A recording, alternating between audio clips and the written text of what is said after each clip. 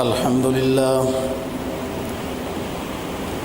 لله وكفى والصلاة والسلام على من لا نبي بعده وعلى آله وأصحابه الذين أوفوا عهدا الذين هم خلاصة العرب الأربع وخير الخلائق بعد الأنبياء. ما بعد فأعوذ بالله من الشيطان الرجيم. بسم الله الرحمن الرحيم.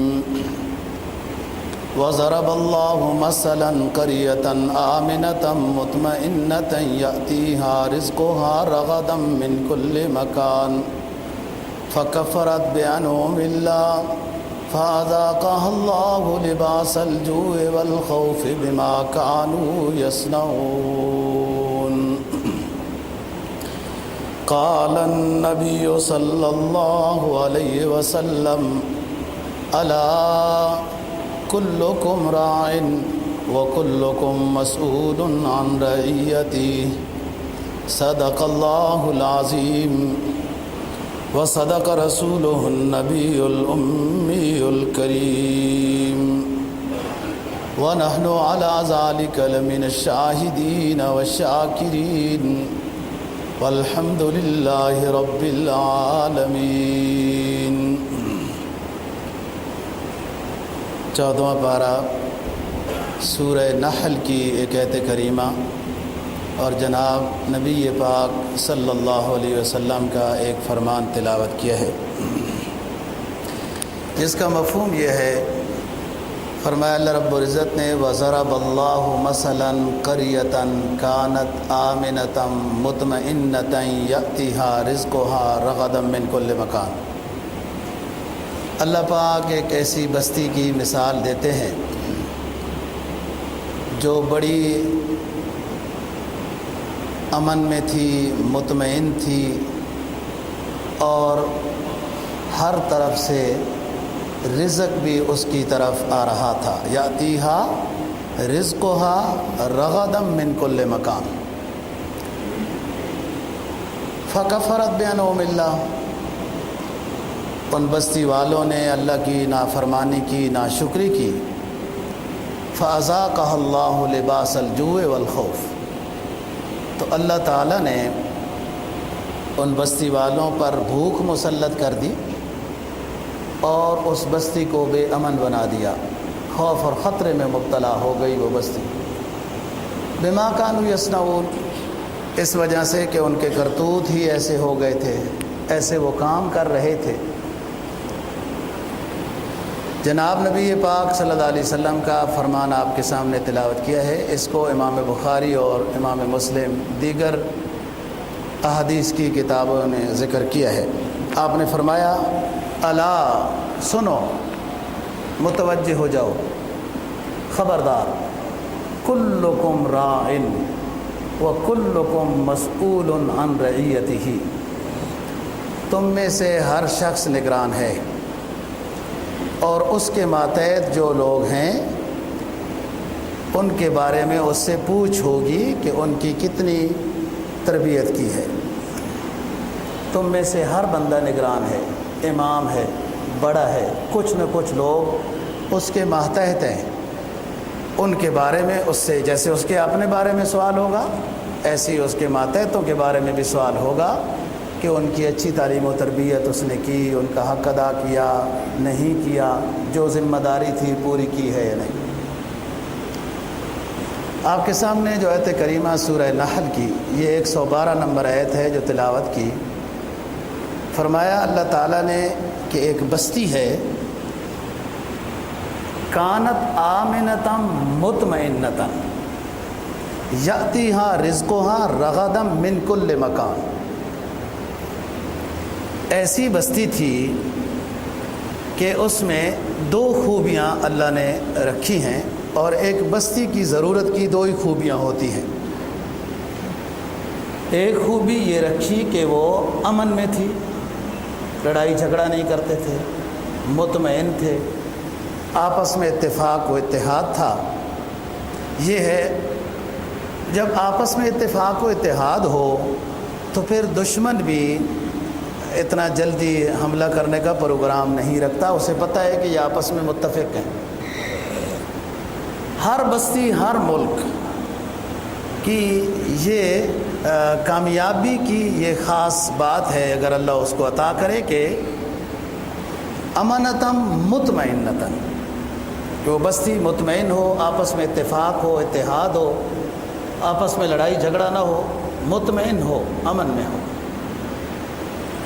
اور دوسری یاتی رزقها من کل مکان، کہ بستی کے رہنے والوں کو رزق چاہیے، کھانا پینا چاہیے، تو جو اس بستی میں بھی ہوتا ہے وہ بھی اللہ عطا کرتا ہے، اور سائڈوں سے بھی اس بستی میں رزق کھنچتا ہوا چلا آتا ہے۔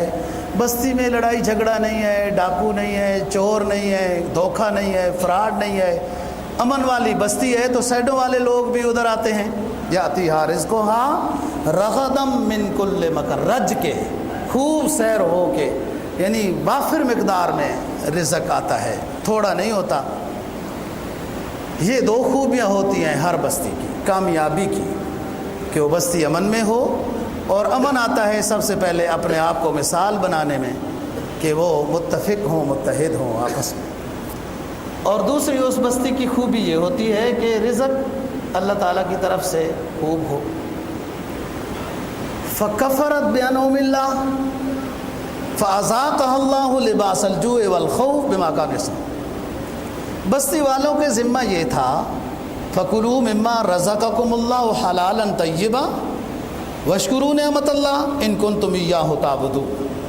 بھائی یہ رزق تمہارے لیے ہے، غلات ہوں، اناج ہو یا پھل ہوں، کوئی بھی چیز ہو، اللہ تو بے نیاز ہے، اللہ ان چیزوں سے بے نیاز ہے۔ اللہ کو اناج، پھل، فروٹ نہیں چاہیے، وہ کھانے پینے سے بے نیاز ہے۔ اس کی ایک مقدس مخلوق ہے فرشتے، وہ بھی کھانے پینے سے بے نیاز ہے، وہ بھی کھانا پینا نہیں کھاتے۔ تو اللہ کو یہ رزق نہیں چاہیے، تمہارے لیے ہے، اور تمہیں حکم یہ تھا کہ واشکروا لہ، اس کا شکر بجا لاؤ۔ لیکن لوگوں نے ناشکری کی، رزق آیا اکڑ گئے، متکبر بن گئے، ایک دوسرے پر ظلم کرنے لگ گئے۔ تو فکفرت، جب ناشکری کی اللہ تعالیٰ کی نعمتوں کی، اللہ تعالیٰ نے ان کے اوپر خوف بھی مسلط کر دیا اور بھوک بھی مسلط کر دی۔ دو ہی چیزیں ضرورت تھیں جو اللہ نے عطا کی ہیں، اور حکم تھا کہ اللہ کا شکر بجا لاؤ۔ جب رزق زیادہ آ جاتا ہے تو بہت کم اللہ تعالیٰ کے شاکر بنتے ہیں لوگ، بہت متکبر ہو جاتے ہیں، ظلم اور زیادتی شروع ہو جاتی ہے، دوسروں کا حق غصب کرنے کی کوششیں شروع ہو جاتی ہیں۔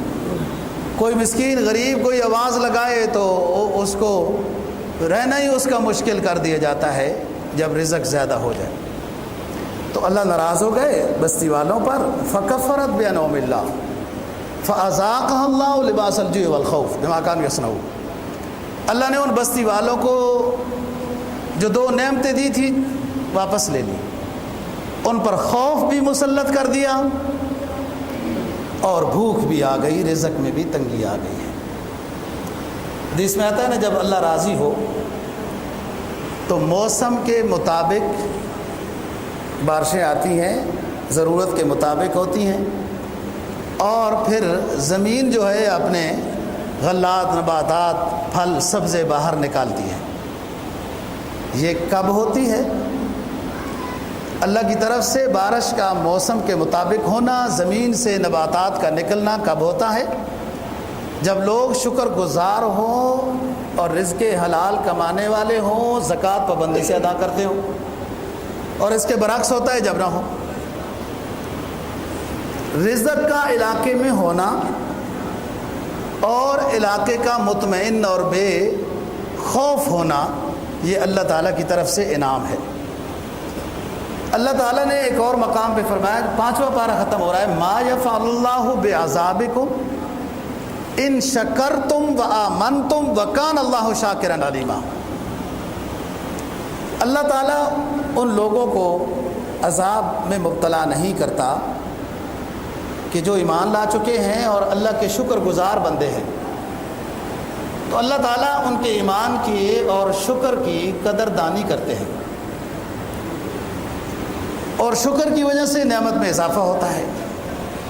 یعنی مکان میں جو مکین ہیں، ان مکینوں کو، علاقے میں جو اہل علاقہ ہیں، ان کو دو چیزیں چاہیے ہوتی ہیں، ایک امن اور ایک رزق۔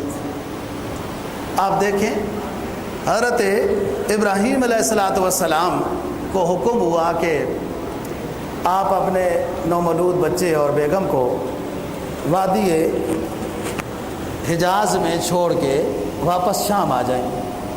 انہوں نے چھوڑ دیا، بات ہوتی رہتی ہے، یہ مسفلہ کے راستے سے واپس ہوئے تو دعا کی، ربنا انی اسکنت من ذریتی بواد غیر ذی زرع عند بیتک المحرم ربنا لیقیموا الصلاۃ فاجعل افئدة من الناس تهوی الیہم وارزقهم من الثمرات لعلهم یشکرون۔ یعنی یہ رزق کی دعا کرنا یہ کوئی خلاف توکل نہیں ہے، رزق کی دعا پیغمبرانہ سنت ہے۔ اب دیکھیں ابراہیم علیہ السلام اللہ کے حکم سے اپنی بیوی اور بچے کو چھوڑ کر جا رہے ہیں وادی غیر ذی زرع، کوئی کھیتی نہیں، کوئی گھاس نہیں، کوئی پھل نہیں، کوئی اناج نہیں، کوئی آبادی نہیں، پانی نہیں، بس اللہ کا حکم ہے، چھوڑ کر جا رہے ہیں۔ سائڈ میں واپس جب جا رہے ہیں تو دعا کر رہے ہیں، اللہ ایک تو میں اپنے گھر والوں کو، بچے کو چھوڑ کے جا رہا ہوں، ان کو امن دینا، ان کو نماز کا پابند رکھنا، اور لوگوں کو بھی ادھر متوجہ کر دیں تاکہ آبادی بن جائے۔ وَارْزُقْهُم مِّنَ الثَّمَرَاتِ لَعَلَّهُمْ يَشْكُرُونَ، ہر طرح کے پھلوں کا رزق ان کو جو یہاں آباد ہوں، اور میرے بچے بھی ہیں، سب کو ہر طرح کا رزق، پھلوں کا، دیگر چیزوں کا عطا کر دے، اور انہیں چاہیے کہ یہ آپ کا رزق اور یہ نعمتیں حاصل کر کے شکر بجا لائیں۔ تو رزق کا مانگنا پیغمبرانہ سنت ہے۔ علاقے کے لحاظ سے، رزق کے اعتبار سے علاقے کا خود مختار ہونا یہ اللہ کی نعمت ہے، اور جب تک لوگ شکر بجا لاتے رہیں، تکبر نہ کریں، اسراف نہ کریں، بہت ساری اس میں پابندیاں بھی ہیں، تو رزق باقی رہتا ہے، اس میں اضافہ ہوتا ہے، اللہ کی طرف سے اور بھی انعامات اور نعمتیں آتی رہتی ہیں۔ جب لوگ ناشکری کرتے ہیں، متکبر ہو جاتے ہیں، اور یہ سمجھتے ہیں کہ یہ رزق ہمارے پاس ہمیشہ رہے گا۔ سورہ کہف میں بعض نے دو بھائیوں کا، بعض نے دو ساتھیوں کا واقعہ، وَاضْرِبْ لَهُم مَثَلَ الرَّجُلِ وَاضْرِبْ لَهُم مَثَلًا أَصْحَابَ الْقَرْيَةِ وَاضْرِبْ لَهُم مَثَلَ الرَّجُلَيْنِ جَعَلْنَا لِأَحَدِهِمَا جَنَّتَيْنِ مِنْ أَعْنَابٍ وَخَفَفْنَاهُمَا بِنَخْلٍ وَجَعَلْنَا بَيْنَهُمَا زَرْعًا كِلْتَا الْجَنَّتَيْنِ آتَتْ أُكُلَهَا۔ دو آدمی تھے، دوست تھے، ایک کے بڑے باغات تھے، رزق تھا، ایک بیچارہ غریب آدمی تھا۔ وہ غریب آدمی اپنے دوسرے دوست مالدار کو، باغ والے کو سمجھاتا تھا کہ بھائی اللہ کا شکر بجا لاؤ، شرک نہ کرو، استغفار کرو، رجوع اللہ کرو، آپ کو اللہ نے اتنی نعمتیں دی، اس پر شکر بجا لاؤ۔ اور وہ آگے سے کیا کہتا ہے، میں نہیں مانتا مرنے کو، دوبارہ اٹھنے کو، یہ میرا یہ نظریہ ہے، ان اظن ان تبید بہ ابدا، یہ میرا مال و دولت ہمیشہ رہے گا۔ وَلَئِن رُدِدتُّ إِلَىٰ رَبِّي لَأَجِدَنَّ خَيْرًا مِّنْهَا مُنْقَلَبًا۔ جس طرح تو کہتا ہے مر جائیں گے، حساب و کتاب ہوگا، رتی رتی کا حساب دینا پڑے گا، بالفرض والمحال، اگر حساب بھی ہوا تو میں تم سے بہتر ہوں گا وہاں بھی، کیونکہ میں تو مال والا ہوں، مال و دولت والا۔ وَلَئِن رُدِدتُّ إِلَىٰ رَبِّي لَأَجِدَنَّ خَيْرًا مِّنْهَا مُنْقَلَبًا۔ یہ متکبرانہ بات ہے، متکبرانہ بات ہے۔ وہ بندہ اس کو اچھی نصیحت کر رہا تھا، اچھی نصیحت کر رہا تھا کہ اس مال پر اللہ کا شکر بجا لو، یہ نعمت باقی رہے گی، اس میں اضافہ ہوگا۔ لیکن دوستو، امتحان تو دونوں گھڑیاں امتحان کی ہوتی ہیں۔ غربت بھی بہت زیادہ غربت جس میں فقر و فاقہ آ جائے، یہ بھی امتحان ہے، اور اللہ اس امتحان سے بھی بچائے۔ نبی پاک صلی اللہ علیہ وسلم نے اس سے پناہ مانگی ہے. قاد الفقر ان یکون کفرا، کہ فقر و فاقہ بعض دفعہ کمزور ایمان والے کو کفر تک پہنچا دیتا ہے. اور ادھر فرمایا کہ الفقر و فخری، اپنے لیے تو یہ فرمایا الفقر و فخری، فقیری پر رہنا مجھے فخر ہے، سرکار کا یہ فرمان ہے. ہمارے لیے یہ فرمایا قاد الفقر ان یکون کفرا، کہ یہ غربت زیادہ جس میں فقر و فاقہ کی نوبت آ جائے یہ اچھی چیز نہیں ہے. اللہ سے رزق حلال مانگنا چاہیے. اب رہی بات کہ نبی نے کیوں مانگا، یہ بات یاد رکھنا، نبی پاک صلی اللہ علیہ وسلم کا فقر یہ آپ کا اپنا پسندیدہ چیز ہے. نبی کا فقر نبی کا اختیاری عمل ہے، اللہ کی طرف سے نہیں عطا کیا گیا. اللہ کی طرف سے تو سب خزانے ہیں، وہ تو جبرائیل آ گئے کہ ہم احد پہاڑ کو سونے کا بنا دیتے ہیں. آپ نے فرمایا نہیں، یوں ہی صحیح ہے. وہ آپ نے اجازت تو نہیں دی لیکن احد پہاڑ سونے کا بن ہی گیا، وہ تقریباً سونا ہے. اور آپ مدینہ طیبہ کے میوزیم میں جا کے دیکھیں، احد پہاڑ کے جو پتھر بطور نمونے کے انہوں نے رکھے ہیں وہ چمکتے ہیں، ان کے اندر جو سونا ہے وہ چمکتا ہے. تو آپ صلی اللہ علیہ وسلم کا جو فقر ہے یہ آپ کا پسندیدہ ہے، آپ کا اختیاری ہے. اللہ پاک کی طرف سے تو سارے خزانے اور سب کچھ عطا کیا گیا. مکہ کی زندگی میں بھی آپ کے تو گھر والی کا کاروبار تھا وغیرہ، حضرت خدیجہ رضی اللہ تعالیٰ. مدینہ میں آ گئے، فتوحات کا بھی نظام شروع ہو گیا، اور اس میں بھی وَاعْلَمُوا أَنَّمَا غَنِمْتُم مِّن شَيْءٍ فَأَنَّ لِلَّهِ خُمُسَهُ وَلِلرَّسُولِ وَلِذِي الْقُرْبَىٰ وَالْيَتَامَىٰ وَالْمَسَاکِینِ، کہ مال غنیمت میں سے خمس اللہ کے رسول کا ہوتا ہے، لیکن وہ بھی آپ اللہ کے نام پر دے دیتے تھے. تو فقر جو ہے یہ بھی امتحان ہے، اللہ اس سے بچائے. اس میں بھی بندہ کمزور ایمان والا کچھ گلے شکوے کرنے لگ جاتا ہے، خصوصاً اپنا نہیں، جب ساتھ گھر والے بھی ہوں، بچے بھی ہوں، ان کے فقر اور غربت اور پسماندگی کو بندہ نہیں دیکھ سکتا. ایک فطرت ہے. اور دوسری گھڑی مال و دولت کا زیادہ ہونا، بہت زیادہ ہونا مال و دولت کا، کہ پتہ اس کو بھی نہیں ہے کیا ہو رہا ہے کیا نہیں ہو رہا، یہ بھی امتحان ہے. لیکن اکثر غربت میں جو لوگ ہوتے ہیں وہ اس امتحان میں رجوع الی اللہ میں متوجہ ہو جاتے ہیں. کئی نہیں بھی ہوتے لیکن اکثر غربت میں اللہ کی طرف متوجہ ہو جاتے ہیں. اور یہ غربت اس کے لیے، یہ غربت والی مصیبت اس کے لیے بہت بڑا انعام ہے اگر اس غربت میں وہ رجوع الی اللہ کرنے لگ جاتا ہے. جس مصیبت میں اللہ یاد آ جائے وہ مصیبت نعمت ہے. کہ یہی تو بات ہے کہ ایک بھٹکے ہوئے کو سیدھے راستے پہ لانا تھا. بعض دفعہ ایک بھٹکا ہوا شخص کسی کی وعظ و نصیحت سن کر سیدھے راستے پہ آ جاتا ہے.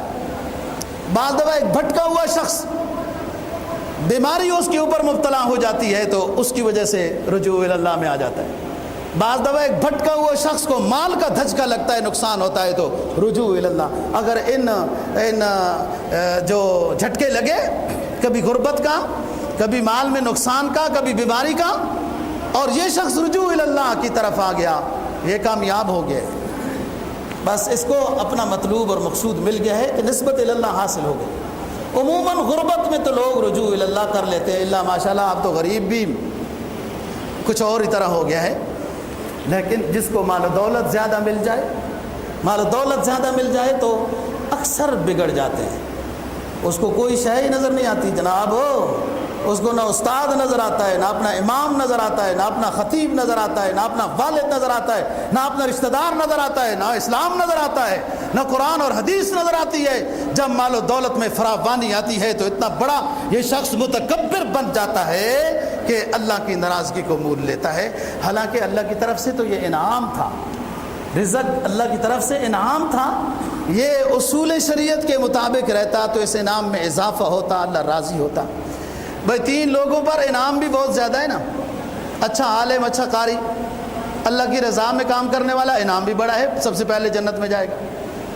اور شہید اللہ کی رضا کی خاطر، اپنے ملک کی حفاظت کی خاطر، اسلام کی خاطر شہید ہوا، اللہ کی رضا مقصد تھی تو سب سے پہلے جنت میں جائے گا، 70 اور کو بھی جنت میں لے جائے گا.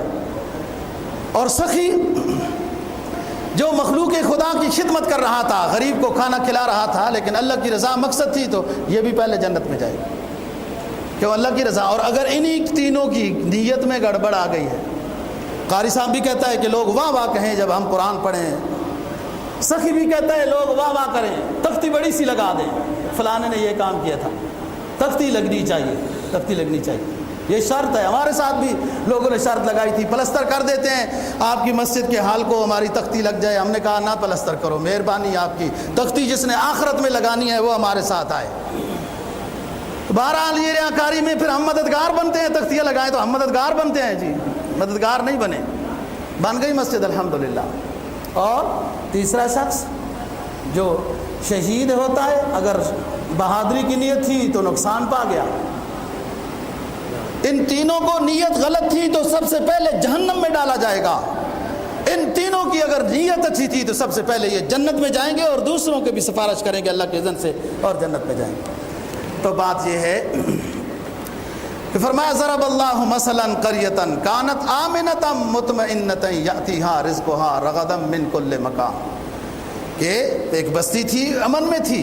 یہ شرط ہے علاقے کے لحاظ سے، ایک ضرورت ہے چیز کہ اس علاقے میں امن ہو، اور رزق کے لحاظ سے اس میں فراوانی ہو۔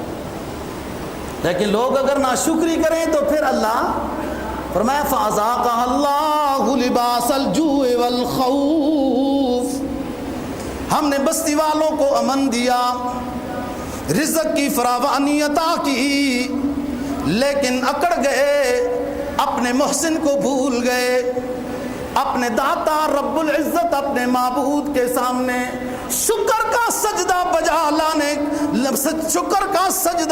لانے کے بجائے متکبر بن گئے، تو فَأَذَاقَهَا اللَّهُ لِبَاسَ الْجُوعِ وَالْخَوْفِ، فَأَذَاقَهَا اللَّهُ لِبَاسَ الْجُوعِ وَالْخَوْفِ بِمَا كَانُوا يَصْنَعُونَ۔ پھر اللہ کی طرف سے ناراضگی آ گئی، بھوک مسلط ہو گئی، علاقہ بے امن ہو گیا۔ تو علاقہ امن میں ہوتا ہے فَكُلُوا مِمَّا رَزَقَكُمُ اللَّهُ حَلَالًا طَيِّبًا وَاشْكُرُوا نِعْمَتَ اللَّهِ، ان نعمتوں پر اللہ کا شکر بجا لاؤ، صحیح راستے میں خرچ کرو۔ جو بھی نعمت ہے، صحت کی نعمت ہے، رزق کی نعمت ہے، عہدے کی نعمت ہے، مال و دولت کی نعمت ہے، یہ ساری نعمتیں، قومی وجاہت کی نعمت ہے، صحت کی نعمت ہے، رزق کی نعمت ہے، عہدے کی نعمت ہے، قومی وجاہت کی نعمت ہے۔ یہ نعمتیں اصول شریعت کے مطابق خرچ کرو، یہ شکر بجا لانا ہے، یہ شکر بجا لانا ہے۔ اللہ ان نعمتوں میں اور اضافہ کرے گا، راضی ہوگا، امن دے گا، قلبی سکون عطا کرے گا۔ اور اگر اس صحت سے، اس عہدے سے، مال کی فراوانی سے غلط فائدہ اٹھایا اور اصول شریعت کے خلاف ان کو استعمال کیا، تو یہ نعمت کی ناشکری ہے، یہ نعمت کی ناشکری ہے۔ 2-4 دن کرو فرق ہوں گے، ریل پیل بھی ہوگی، لیکن ٹوٹ جائے گی یہ چیز۔ اللہ ناراض ہوتا ہے جب آپ صحت کی نعمت ہے اس کی عبادت میں خرچ نہیں ہوئی، مخلوق خدا کی خدمت میں خرچ نہیں ہوئی، اللہ ناراض ہو جائے گا۔ اللہ پاک نے سورہ سبا میں 22ویں پارے میں قوم سبا، وہ یمن والے جو لوگ تھے، ان کا واقعہ بیان کیا ہے۔ یہ سبا جو ہے ان کے جد امجد کا نام تھا، جس کے نام پر یہ سورت ہے سورہ سبا، 22واں پارہ، پہلے رکوع میں، دوسرے رکوع میں 10 اس کے بچے تھے۔ سبا شخص کے 10 بیٹے تھے، 6 یہاں آباد ہو گئے اور 6 جو ہے 4 وہ شام کی طرف چلے گئے تھے۔ بہرحال اللہ نے ان کو ظاہری اعتبار سے بڑی نعمتوں سے نوازا تھا۔ یہ ایک عرصے تک اللہ کے شکر گزار بندے رہے، ڈیم بنایا اور فالتو پانی ڈیم سے نکلتا تھا، جس وادی سے گزرتا تھا اس وادی کی دونوں سائڈوں میں باغ تھے۔ یہ قرآن نے 2 باغ کہے، باغ تو مختلف میں وجات کے تھے، لیکن وہ لینے دو تھی اس لیے دو کہا، اور اس حد تک پھلاور تھا وہ باغ، اس حد تک پھلاور تھا کہ باغ پہ چڑھ کے پھل توڑنے کی ضرورت پیش نہیں آتی تھی، لوگ ٹوکرا سر پہ رکھ کر باغ کے نیچے سے گزر جاتے، تھوڑا سا گزر جاتے، ٹوکرا پھلوں سے بھر جاتا تھا۔ ظاہری صحت کے لحاظ سے یہ علاقہ اتنا اعلیٰ تھا کہ کوئی بندہ سائیڈ سے بھی اگر اس علاقے میں آ جاتا اور اس کو کوئی بیماری ہوتی تو شفا پا جاتا، اس کے سر میں جوئیں ہوتی تو مر جاتی تھی، کوئی دھبوڑی، کوئی سانپ بچھو کوئی سائیڈ سے ادھر آ جاتا مر جاتا تھا وہ، کیونکہ ان کو زہریلی فضا چاہیے ہوتی ہے، زہریلے جانوروں کو زہریلی فضا چاہیے ہوتی ہے، وہ ہمارے علاقوں میں بہت موافق ہے۔ اس علاقے میں فضا اتنی صاف تھی کہ وہ یہ موذی چیزیں مر جاتی تھیں۔ 13 پیغمبر ان کی طرف آئے، ان کو سمجھاتے رہے بھائی یہ نعمتیں باقی رہیں گی، اللہ کا شکر بجا لاؤ۔ وہ کہنے لگے ہم نے تو ایسے ہی دیکھا ہے، یہ نعمتیں ہم نے تو ایسے ہی دیکھے، لقد کان لسبع فی مسکنہم آیا، فرمایا لقد کان لسبع فی مسکنہم آیا جنتان عن یمین و شمال کلوا من رزق ربکم واشکروا لہ بلدۃ طیبۃ ورب غفور۔ قوم سبا والوں پر ہم نے اپنے انعامات کی بارش کچھ اس انداز میں کی، ڈیم بنایا، فالتو پانی بہنے لگا وادی میں، پانی کی طاقت سے دونوں سائڈوں میں باغات اگا دیے۔ ہم نے کہا ایک ہی شرط ہے او سبا والو، ایک ہی ہماری شرط ہے، اللہ کے باغی نہ بنو، فرما بردار بنو، ان کے پیغمبروں کی بات مانو، یہ پاکیزہ رزق اور علاقہ باقی رہے گا۔ لیکن فَأَعْرَضُوا فَأَرْسَلْنَا عَلَيْهِمْ سَيْلَ الْعَرَمِ وَبَدَّلْنَاهُمْ بِجَنَّتَيْهِمْ جَنَّتَيْنِ ذَوَاتَيْ أُكُلٍ خَمْطٍ وَسِدْرٍ مِّن شَيْءٍ قَلِيلٍ۔ ہمارے پیغمبروں کی بات نہ مانی، قوم سبا والوں نے آسمانی ہدایت سے روگردانی اختیار کی، پھر ہم ناراض ہو گئے۔ جس علاقے میں کوئی موذی نہیں آ سکتا تھا اس کے ڈیپ کی بنیادوں میں ہم نے عذاب کے طور پہ چوہے پیدا کر دیے۔ اس کے قبضے میں ہے ساری کائنات، وہ چاہے تو یہ چیزیں موافق بنے، وہ چاہے تو یہ چیزیں ناموافق بن جائیں، وہ چاہے تو یہ نعمتیں ہماری خدمت کریں، وہ چاہے تو یہ نعمتیں عذاب بن جائیں۔ ایسا ہی ہوتا ہے دوستو، اس کی مرضی تھی، اس رب کی مرضی تھی۔ علاقہ سبا میں کوئی دھبوڑی بھی نہیں آ سکتی تھی، جوں تک نہیں آ سکتی تھی۔ جب رب العالمین ناراض ہوئے، لوگوں نے پیغمبروں کی تعلیمات کو ٹھکرایا، فَأَعْرَضُوا فَأَرْسَلْنَا عَلَيْهِمْ سَيْلَ الْعَرِمِ، انہوں نے ہماری تعلیمات سے روگردانی کی، ہم نے ڈیب کو چوہوں کے ذریعے سے توڑوا دیا، بس ختم سارا کچھ۔ اور وہ اب وہ جھاڑیاں اگ گئیں، لوگ بھاگے، کوئی مر گئے، کچھ کیا ہوا۔ لیکن جب پیغمبر سمجھاتے رہے تو وہ متکبر تھے، یہ تو اسی طرح ہے اور ہم اس کی ٹیپ ٹاپ بھی کرتے ہیں، اس ڈیم کو درست بھی کرتے ہیں، یہ کرتے ہیں، ہمارے کمالات ہیں اور یوں ہے اور یوں۔ تو بات یہ ہے دوستو، رزق کا ہونا، علاقے کا امن والا ہونا، یہ اللہ کی نعمت ہے۔ اللہ کی تعلیمات کے مطابق ایمان و عقیدہ اعمال ہو، یہ شکر بجا لانا ہے، اس نعمت میں اضافہ ہوتا ہے۔ علاقہ انسان کا انسان کے لیے بہت عظیم نعمت ہوتی ہے۔ سب سے بڑی نعمت میں ہمیشہ کہتا ہوں ایمان کی نعمت ہے، اللہ اور اللہ کے رسول کے ساتھ محبت کی نعمت ہے، یہ سب سے پہلی نعمت ہے۔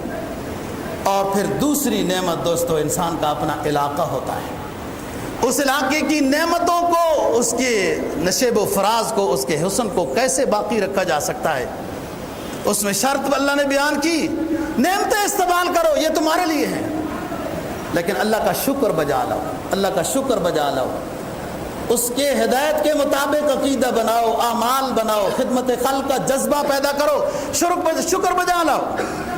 یہ تو ہر علاقے والا اپنے علاقے سے دوستو محبت کرتا ہے اور کرنی بھی چاہیے، لیکن ہمارے ذمہ اپنے ملک کی قدر کرنا، اس کا خیال کرنا کچھ زیادہ ہی واجب ہے، اس لیے کہ یہ ملک دنیا میں نہیں تھا۔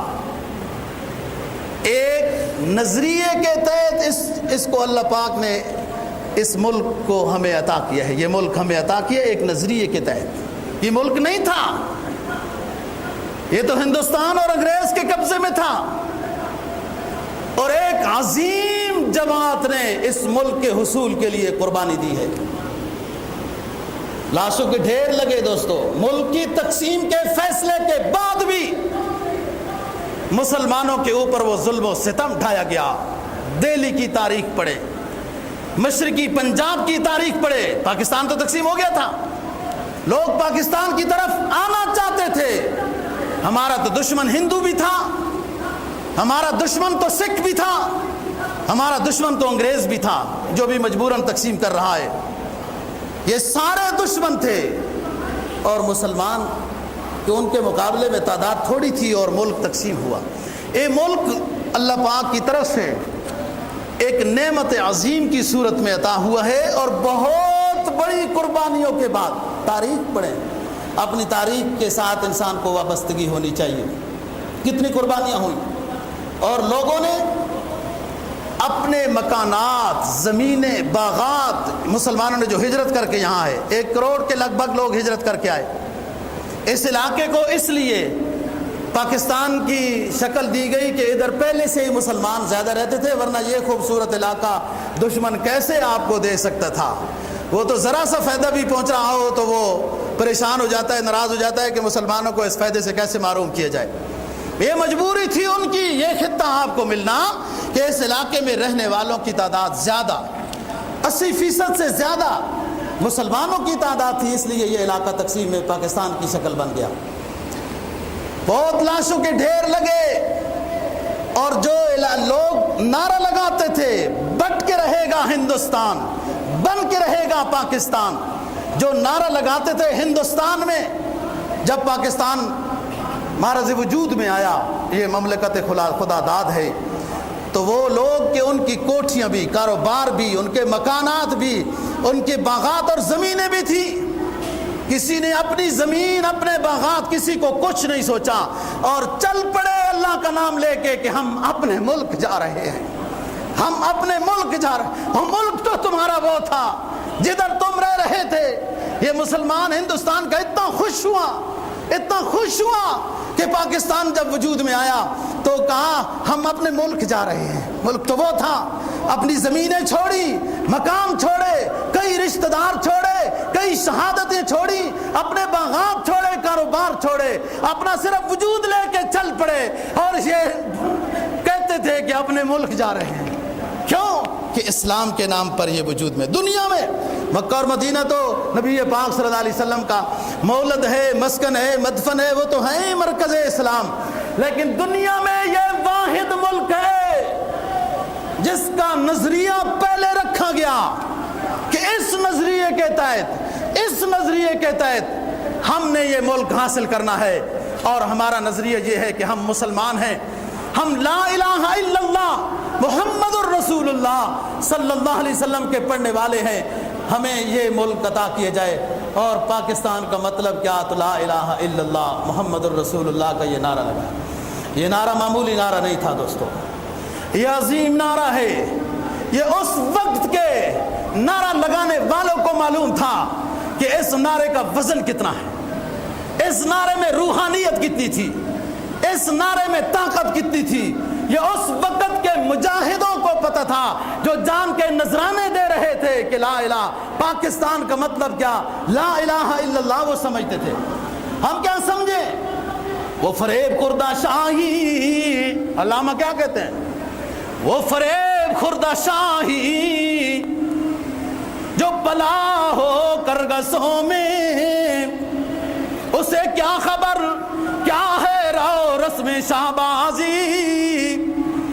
یہ تو تھا تو شاہین لیکن نعمتوں میں پلا، بزدلوں کے پاس رہنے لگا، اپنا جذبہ جہاد بھی کھو بیٹھا۔ ان مجاہدوں کو پتہ ہے دوستو جن مسلمانوں نے پاکستان بنایا، جلسے کیے، نعرہ لگایا، پاکستان کا مطلب کیا؟ لا الہ الا اللہ۔ ہم تو وہ فریب خوردہ شاہی بنے ہیں، نعمتیں ملی ہمیں، نعمتوں میں پل رہے ہیں، آرام اور تعیش میں بیٹھے ہیں، قربانیاں انہوں نے دی، نعمتیں ہم حاصل کر رہے ہیں، اور نعمتیں حاصل کرنے کے ساتھ ساتھ اللہ کی ناشکری کر رہے ہیں، اللہ اس سے بچائے۔ فرمایا علامہ نے وہ فریب خوردہ شاہی جو پلا ہو کرگسوں میں، جو چیلوں میں گندوں گدوں میں جو شاہی پلا ہو، وہ فریب خوردہ شاہی جو پلا ہو کرگسوں میں، اسے کیا خبر کیا ہے راہ رسم شہبازی، اسے کیا پتا ہے کہ شہبازی کیا ہوتی ہے، شاہین کی پرواز کیا ہے، مجاہد کی کتنے کارنامے ہیں۔ دوستو یہ جب نعرہ لگائے، یہ نعرہ کلمہ توحید پر مشتمل ہے۔ آپ کو معلوم ہے سرکار دو جہاں صلی اللہ علیہ وسلم کا فرمان ہے کہ اخلاص کے ساتھ یہ جملہ پڑھا ہوا، لا الہ الا اللہ محمد الرسول اللہ، اخلاص کے ساتھ یہ جملہ کوئی پڑھ دے، 70 سالہ مشرک کی زندگی میں ہو، شرک کی زندگی میں ہو، بدعت اور خرافات کی زندگی میں ہو، صدقے دل سے ایک مرتبہ لا الہ الا اللہ محمد الرسول اللہ پڑھ لے، فرمایا اس کی برکت سے سارے گناہ معاف ہو جائیں گے۔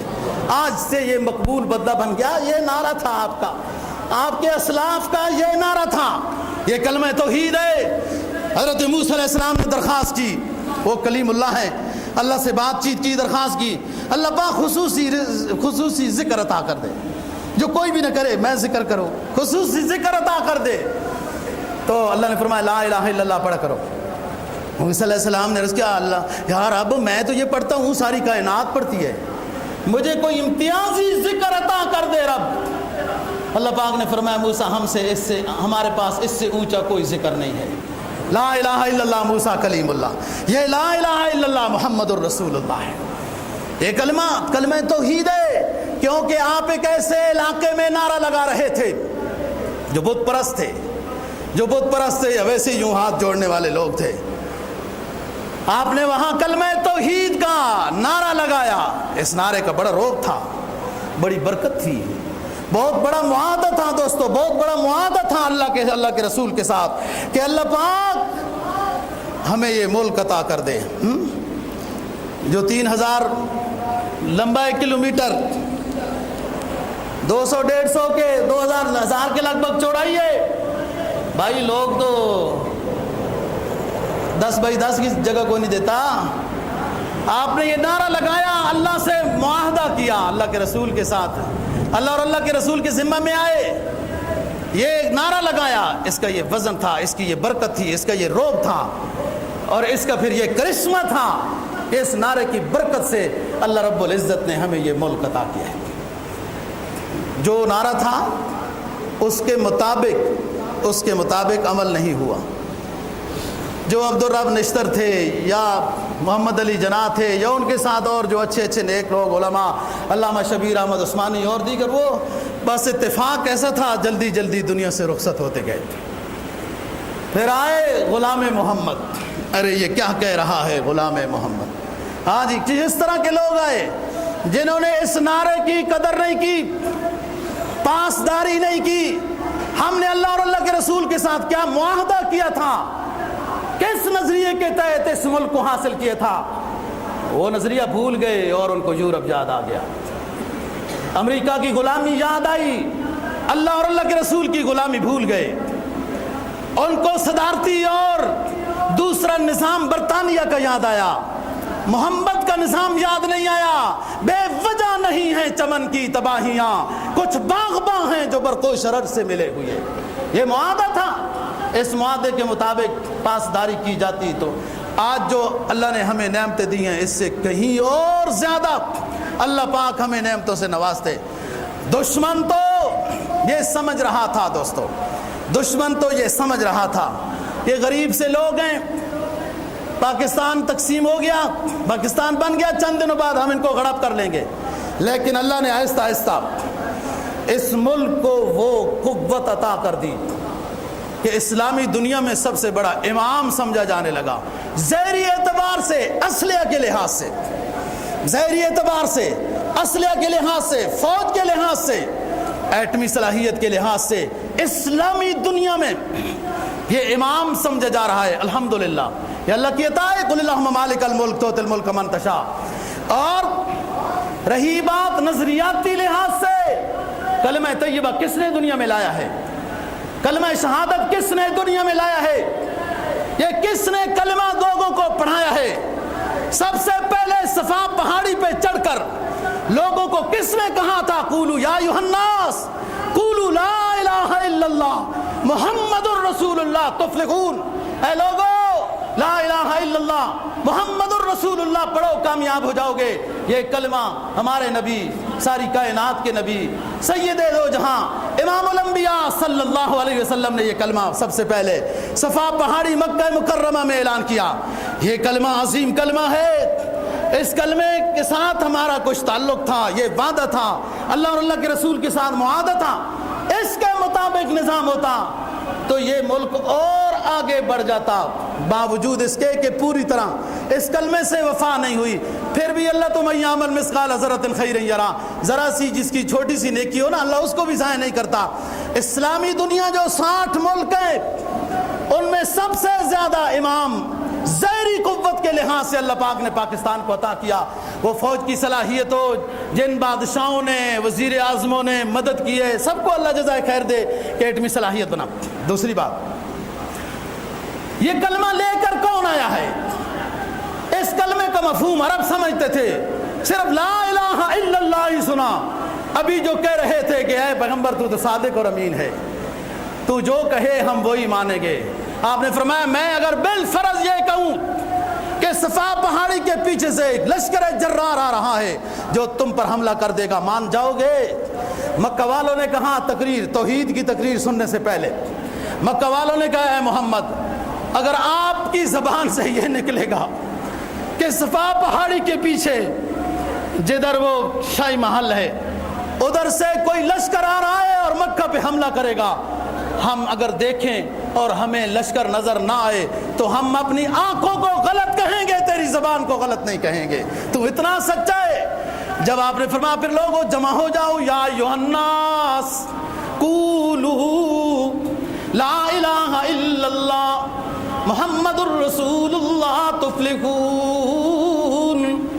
اے لوگو پڑھو، یہ مانو لا الہ الا اللہ، اللہ کے علاوہ کوئی معبود نہیں اور محمد اس کا رسول ہے۔ یہی جو کہہ رہے تھے کہ آپ جو کہیں گے ہم مانیں گے، اور اگر لشکر نبی نظر آیا تو ہماری آنکھوں کی غلطی ہے، آپ کی زبان کی غلطی نہیں۔ یہ پھر ناراض ہو گئے۔ یہ کلمہ ہے، یہ کلمے کا مفہوم ہے جو وہ سمجھ گئے تھے۔ قرآن اسی کلمے کی ترجمانی کر رہا ہے، عقیدہ توحید بتا رہا ہے، رسالت بتا رہا ہے، فکر آخرت بتا رہا ہے، معاشرت بتا رہا ہے، امن بتا رہا ہے، اتحاد بتا رہا ہے، سب قرآن بتا رہا ہے، نبی کا فرمان بتا رہا ہے۔ تو نبی کا فرمان ہو، اللہ کا قرآن ہو، ان دونوں بنیادی چیزوں کو پڑھانے والے دینی مدرسے سب سے زیادہ پاکستان کی سرزمین پر ہیں۔ تو لا الہ کا مفہوم ظاہری اعتبار سے، قوت کے لحاظ سے کہ اسلامی دنیا میں پاکستان امام بنا، ایٹمی لحاظ سے وغیرہ، وہ تو اعدوا لہم ما استطعتم من قوہ ہو گئے۔ ایک چیز، دوسری چیز کہ قرآن پڑھا جائے، پڑھایا جائے، سمجھا جائے، سمجھایا جائے، حدیث پڑھی جائے، سمجھائی جائے۔ یہ کیا مطلب ہے؟ کن تم کی تا پر پیش کیوں آئی؟ خیر امت ان کی راہ پر زبر کیوں آئی؟ اور اس کا مطلب یہ کیوں ہوا کہ تم بہترین جماعت ہو؟ یہ قرآن اور حدیث پڑھانے والے سب سے زیادہ دینی مدارس کی تعداد پاکستان میں ہے، بعد میں پھر بنگلہ دیش یا ہندوستان، وہ تو اپنے قدموں پر بھی تذبذب میں رہتا ہے، کبھی کہتا ہے ہم اسلامی بھی ہیں کہ نہیں، پتہ نہیں غیر اسلامی ہیں، ہم تو مطلق ہیں۔ ہاں، جن کو اپنے اسلام کا لقب ساتھ لگانے میں بھی ڈر لگ رہا ہے۔ یہ کیا بات ہوئی؟ تو بات یہ ہے دوستو ظاہری اعتبار سے بھی اسلامی قوت پاکستان بنا الحمدللہ، اور جن حضرات نے اس میں محنت کی اللہ اس کے لحاظ سے ان کو اجر دے گا۔ اور جو بنیادی بات ہے تعلیم کے لحاظ سے کہ بنیادی چیز قرآن و حدیث کو سمجھنا، وہ سب سے زیادہ دینی مدارس۔ آپ دنیا کے سفر کریں، گھومیں پھریں، جہاں کہیں مسجد میں نماز پڑھنے کی نوبت آ جائے، کہیں کوئی درس دے رہا ہے نوبت آ جائے، تو آپ پوچھیں کہ کہاں سے پڑھے ہوئے ہو، آپ کو سمجھ میں آ جائے گی، وہ بتا دے گا فلانی جگہ سے، پاکستان کے فلانی سے۔ اور کنتم خیر امت، نبی پاک صلی اللہ علیہ وسلم کی جماعت کو یہ لقب ملا کہ تم بہترین جماعت ہو، اخرجت للناس تامرون بالمعروف وتنہون عن المنکر، تم نکلتے ہو لوگوں کو امر بالمعروف نہی عن المنکر۔ سب سے بڑا مرکز، اسلامی مرکز جو لوگوں کو خیر کی دعوت دینے والا ہے، وہ بھی بڑا مرکز رائے میں تبلیغی جماعت کی صورت میں پاکستان میں ہے، جو لوگوں کو دعوت اللہ، دعوت الرسول دے رہا ہے، لوگوں کو قرآن حدیث کے مضامین اور مفہوم سمجھا رہا ہے، تو وہ بھی یہ دینی مدرسے، یعنی پاکستان کی سرزمین یہ ضرورت بھی پوری کر رہی ہے۔ باہر سے آپ کو کوئی خطیب ویسے برکت کے لیے منگوا لیں، میٹنگ کے لیے منگوا لیں، اچھی بات ہے، یکجہتی ضروری ہے کہ تمام مسالک کے علماء مفتی جیسے ہوتی رہتی ہے، لیکن آپ کو باہر سے مفتی، محدث، خطیب، حافظ اور قاری باہر سے منگوانے کی ضرورت نہیں۔ یہ پاکستان بنیادی اسلام کی ضرورت دینی مدارس کی صورت میں پوری کر رہا ہے، اور قوت کے لحاظ سے بھی، اس لیے تو ساری دنیا جناب پیچھے لگی ہوئی ہے۔ پاکستان ان کو سب سے خطرناک نظر آتا ہے، یا پتہ نہیں کیا نظر آتا ہے، وہ ہر کوئی رات کو جب گولی لے کے دشمن اسلام پاکستان کو ٹوٹتا ہوا دیکھنا چاہتا ہے، اور اس پر وہ محنت کر رہا ہے، اربوں ڈالر خرچ کر رہا ہے، ہر شکل میں اپنے کارندے بھیج رہا ہے، بغاوت کی صورت میں ہو رہی ہے، کبھی لادینی کی صورت میں یہ سیلاب آتا ہے، کبھی اسلام کے کسی حکم کے خلاف یہ سیلاب آتا ہے۔ یہ ساری وہی بات ہے کہ پاکستان کے اندر جو نظریہ ہے اسلام کا، اس میں توڑ پھوڑ پیدا کی جائے، ان میں بود لایا جائے۔ قرآن تو سارے دروازے بند کرتا ہے، کیونکہ اس نے آخر تک رہنا ہے، قیامت تک رہنا ہے۔ فرمایا یا ایھا الذین آمنوا اتقوا اللہ حق تقاتہ ولا تموتن الا وانتم مسلمون واعتصموا بحبل اللہ جميعا ولا تفرقوا۔ ایمان والو، اللہ کی رسی یعنی اللہ کی کتاب کو، نبی، اس کے نبی کی کتاب کو، سنت کو مضبوطی سے پکڑو، ٹولوں میں نہ ہو جاؤ۔ اس وقت جب پاکستان بنا نا دوستو، بڑی قسمت کی بات تھی، یہ دیوبندی، یہ بریلوی، یہ مقلد، یہ غیر مقلد، یہ فلان یا ڈمکان، اتنا زیادہ چھوچلا نہیں تھا جو اب تماشا بن گئے۔ یہ پاکستان کے عوام کو آپس میں لڑا کر پاکستان کو کمزور کرنے کی سازش ہے۔ اللہ سمجھ نصیب فرمائے۔ جب اللہ سمجھ نصیب فرمائے گا تو پھر آدمی سازش سے بچ سکتا ہے۔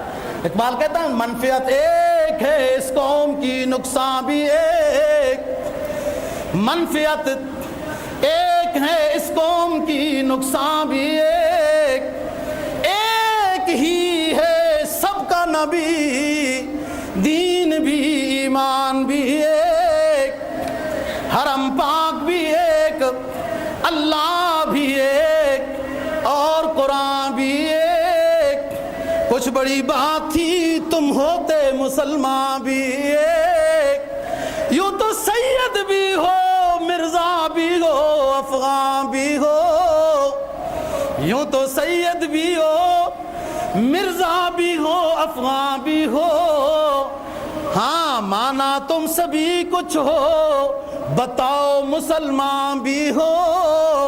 اللہ تعالیٰ وحدت کی توفیق عطا فرمائے، اور اپنے جہاں تک بس چلے اپنے ساتھیوں کو آداب معاشرت، اسلامی تعلیمات کہ کون سی حد بندی ہے، خوشی آپ کیسے منا سکتے ہیں، غمی آپ کیسے منا سکتے ہیں۔ اور 14 اگست سن 1947 27 رمضان بروز جمعہ، یہ کوئی محنت کے ساتھ ایسا نہیں ہوا دوستو، وہ 14 اگست سن 1947 اللہ کی طرف سے اضافی انعام یہ ہوا کہ اتفاق سے رمضان کا مہینہ تھا، 27 رمضان تھا، اور جمعۃ المبارک تھا۔ یہ اللہ کی طرف سے اضافی انعام ہوا کہ جمعے کی بھی بہت فضیلت، رمضان کی بہت فضیلت، اور 27 رمضان کی بہت فضیلت۔ یہ سب نعمتیں اللہ عطا کر رہا ہے، اور یہ پاکستانی پوچھ دے کہ ادھر جا رہا ہے، وہ ادھر سے تجھے کیا ملے گا؟ دھوکہ ملے گا۔ وہ تو کہیں گے بیڑا آ رہا ہے، پاکستان کی مدد کے لیے، اور ابھی تک نہیں پہنچا، وہ آ ہی رہا ہے، وہ آتا ہی رہے گا جب تک اپنے پاس کچھ ہو چیز۔ دوستو ایمان کے لحاظ سے، قوت کے لحاظ سے وہی بات بنتی ہے، تو اپنے اولاد کو آپ سمجھائیں، خوشی ضرور بنائیں، لیکن آپ کی خوشی سے کسی کو تکلیف نہ ہو، کوئی خلاف شرع کام نہ ہو، اس سے اور کوئی اونچی خوشی نہیں۔ میں نے بتایا ایمان، اللہ اور اللہ کے رسول کی محبت کے بعد سب سے بڑی نعمت وطن عزیز، اس کے ساتھ محبت ہمارا دینی فریضہ ہے۔ اللہ دین کی سمجھ اور عمل کی توفیق نصیب فرمائے۔